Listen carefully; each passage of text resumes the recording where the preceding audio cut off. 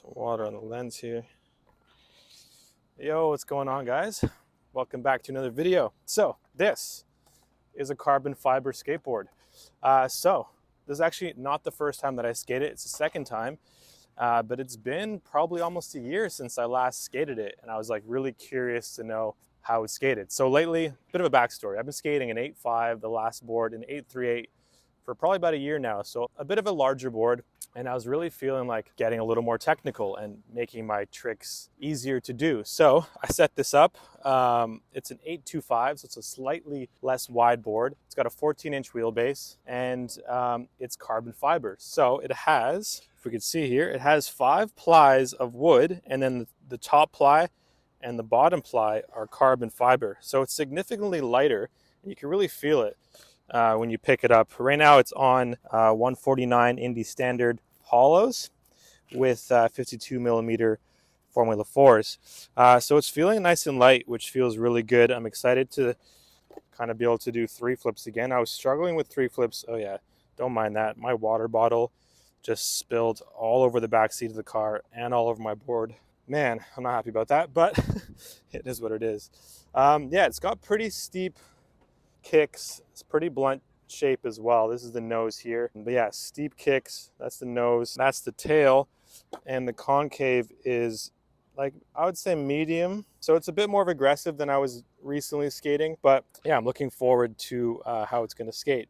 Seeing as it's a 14-inch wheelbase, it will be a little squirrely for me, as I am like almost 6 foot tall and like 175 pounds. So I think this board would be really good for people who are like 5'3" to 5'9", and like maybe on the heavier side if you do tend to break boards. So yeah, I'm out here at UBC, gonna skate this board and get some clips and talk about it some more as we skate. So yeah, let's go skate.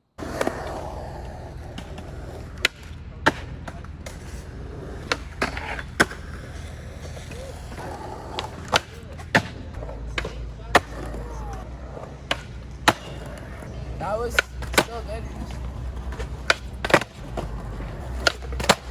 I know, I feel like that. No, we didn't do it.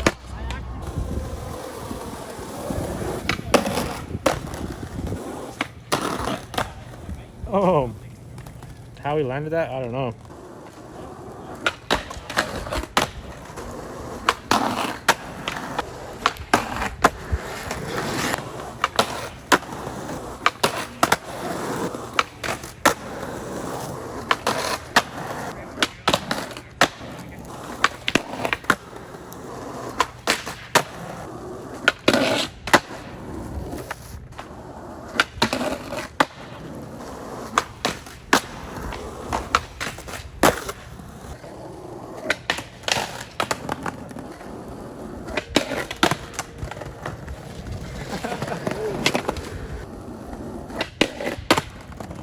All right, let's get into this board a little bit. So unfortunately, my microphone didn't work in the last video, so I wasn't able to talk about all of the things that I wanted to talk about.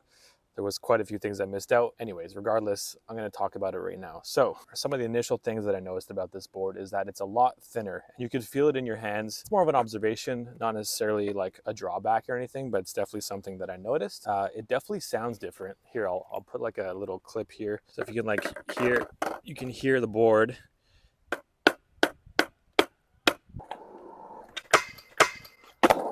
I don't really have like a comparison to like a regular board, but it definitely sounds more like tinny, and you can really feel that it's like a carbon fiber layer on there. Definitely sounds different, especially when you jump on rails.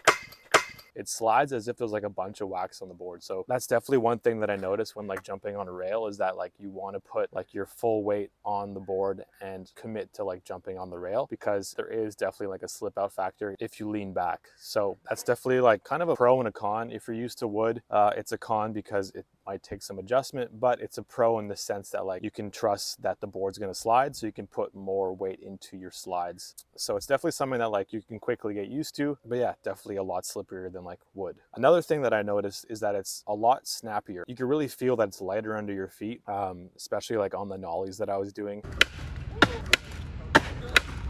And even just flip tricks, it just feels lighter under my feet, which is actually kind of nice. It's nice having like a lighter board.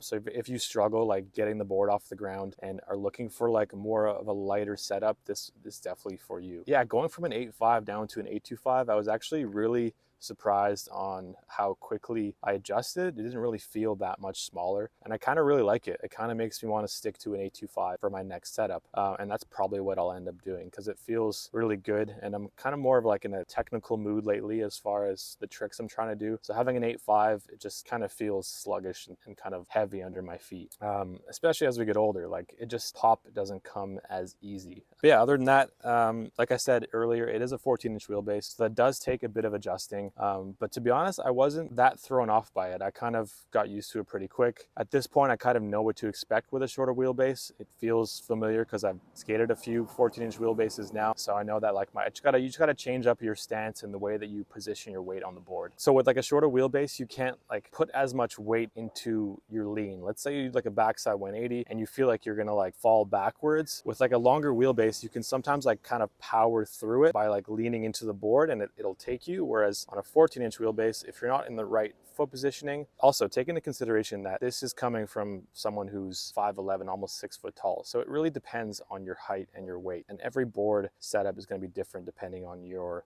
height, your weight, and the way that you skate. So this is just coming from my own personal experience. You guys can make up your own mind on what setups you like. By the way, comment below what setup you skate. I'm curious to know what other guys and girls are skating out there. I got used to the 14-inch wheelbase pretty quickly, and I'm actually quite enjoying this setup. The only downfall I would say is that if you can't get your hands on carbon fiber setup like this, once you get used to that lightness and that pop, once you go back to wood, it's probably going to feel heavy. So that's also another note. But yeah, if you're interested in picking up this board, I actually got this from canadaskateshop.com.